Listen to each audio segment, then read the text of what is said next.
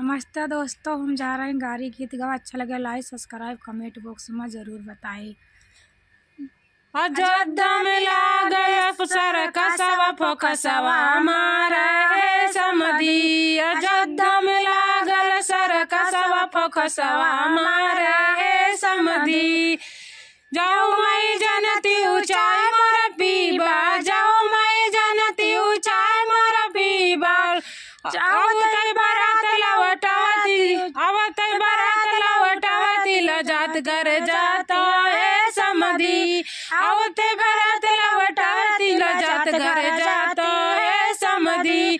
अयोध्या में लागल सरकसवा फोकसवा हमारे है समधी।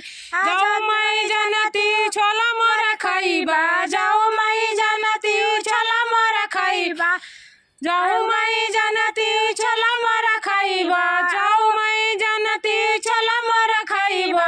आवत बारात लवटावती लजात घर जातो है समधी। आवत बारात लवटावती लजात घर जातो है समधी। अयोध्या में लागल सरकसवा फोकसवा हमारे है समधी। अयोध्या में लागल सरकसवा फोकसवा हमारे है समधी।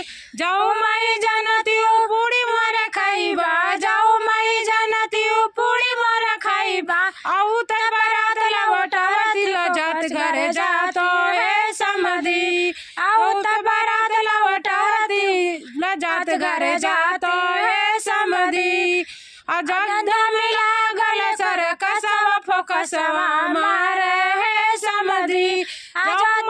जाओ मैं जनती चावल मोर खइबा, जाओ मैं जनती चावल मोर खइबा।